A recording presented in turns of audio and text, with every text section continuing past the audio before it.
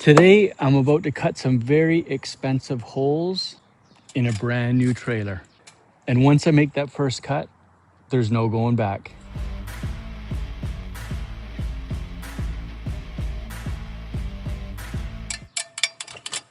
Hey everyone, my name's Zach and this is CargoCamperDIY. Now in the last episode, we took delivery of the trailer. I give you a little bit of walkthrough. Today, we're moving into one of the most important milestones in the build, the roof. Everything that happens inside the trailer is dependent on what happens on the roof.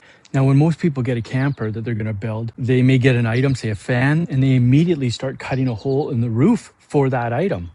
But I think that's backwards. The roof determines where everything else in your camper is going to go. You need to make sure that it's all lined up. Every one of these components affects something underneath. So I want to make sure that I have the complete picture before I start cutting. Now, some have asked, well, why don't we do the windows first? Like, let's put the windows in, we can get to see them. But I'm intentionally not putting the windows in because right now I am welding, grinding inside here, and one unintentional spark landing on the window or on the frame, it can damage it. You know, sometimes the best way to protect something is simply not to install it yet. Let's get back to the roof. So you might have noticed that I've got an awning on my roof, but we didn't talk about it. And unfortunately, I lost the video for it, me installing it and fixing it. I picked it up for pretty cheap, 200 bucks. It had been damaged. Someone had run into a tree with it. I think it was a retirement home, like on their shuttle courtesy bus. Anyways, it was something that they really didn't need. They weren't using it very often. And so I put in new brackets on the end where the motor mounts here and same on that side. And I've got a cover now for it, but it came with the control and the switch. And I like this, it's the Fiamma F65 Eagle. It's fully electric. There's no legs that hang down. It has a built-in wind sensor, and for a couple $100 bucks, you can't go wrong. Oh, also it's all metal encased, so you don't have the fabric out to get caught in branches and stuff as I'm driving through the bush.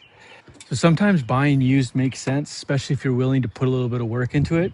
You get kind of a good quality product in the end. And it's nice with these awnings because they've got parts for everything. I think this was $45 for each one or $50 for each bracket. It probably only took me 30 minutes to put it in there. Anyways, so now you're up to date with that. Let's keep going.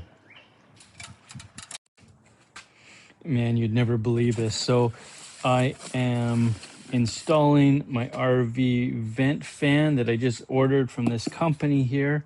Look at brushless, adjustable speed, manual and electric, all these good things made in Germany. I thought this is a good fan to get. Now check out what I got. This thing's been sitting in my garage for a month.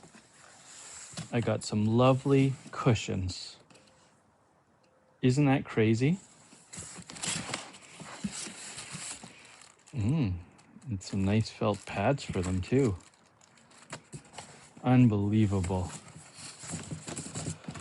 So I'm gonna order a fan and let's keep on trucking. How crazy.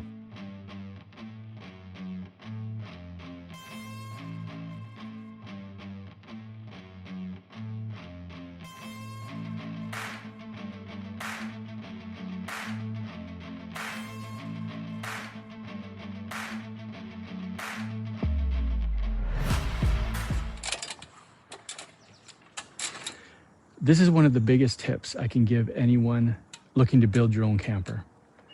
Don't start drilling holes the moment a component arrives. Rather, put everything out on the roof, see how it all fits before you start. The first layout is almost never the final layout.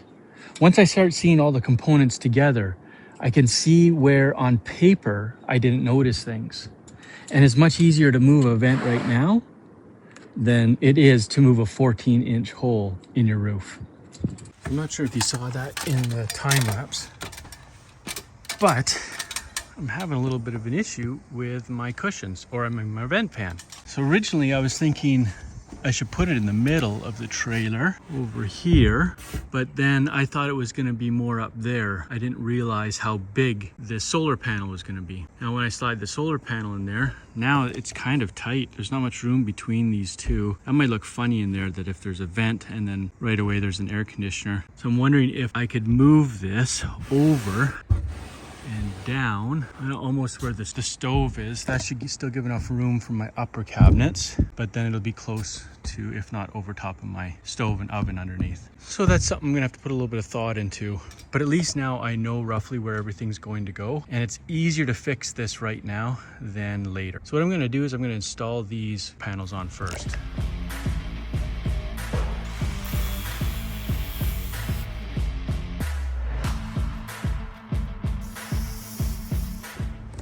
Okay, to mount these solar panels, I'm using just raw aluminum 2-inch angle, it's 1/8 inch. And then I'm going to mount it just on the sides. I've bought a few of these, and then I've been just cutting off the back side of them. And I take a little bit of this 3M 4000, glue this, put it on the back there, and then run the bolt through here. And then on the bottom where this is getting mounted to the trailer, I'm gonna run a thinner strip of VHB tape through here, and then 2 strips of that 3M 4000 on either side, just right along the edge, very thin little strips. And that'll just keep the water and stuff from coming in and then freezing and popping the VHB tape. And then what I'm gonna do is I'm going to screw it through into the roof supports.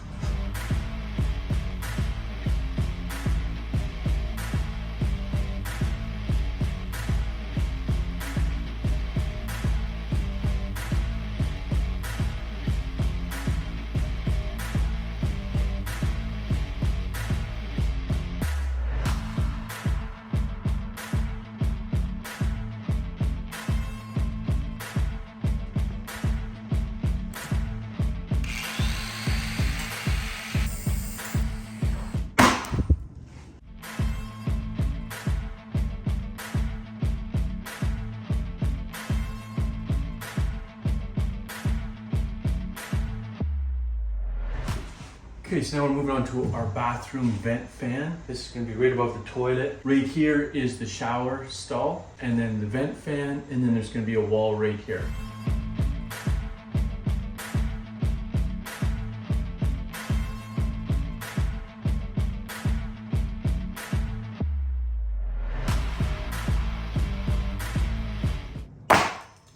Okay, we're going to just put a little butyl tape around here.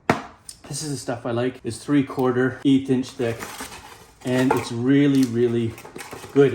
It holds together, it doesn't fall apart, which makes it so much easier. But just a little bit of a tip, if you want, like if you're having a problem with it falling apart on you, you can stick it in the freezer for a little bit. It'll cool it down. If you're applying it when it's really cold out, warm it up. Warm it up first, put it in the sun. There you go, you can see there. And the corners, even though I overlap them just a bit, I'll just flatten them out a smidge just so it doesn't hold it up. And then same with this corner here. Just flatten it out a little bit. Good, that's looking really good. So I'm gonna go up top, I'm gonna put a little acetone on the hole, and then we're gonna stick this on.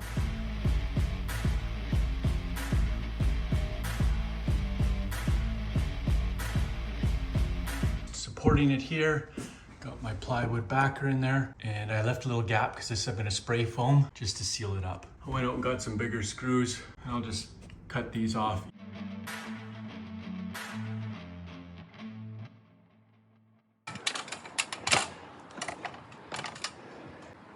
This is one of those days where the trailer starts to look like a camper.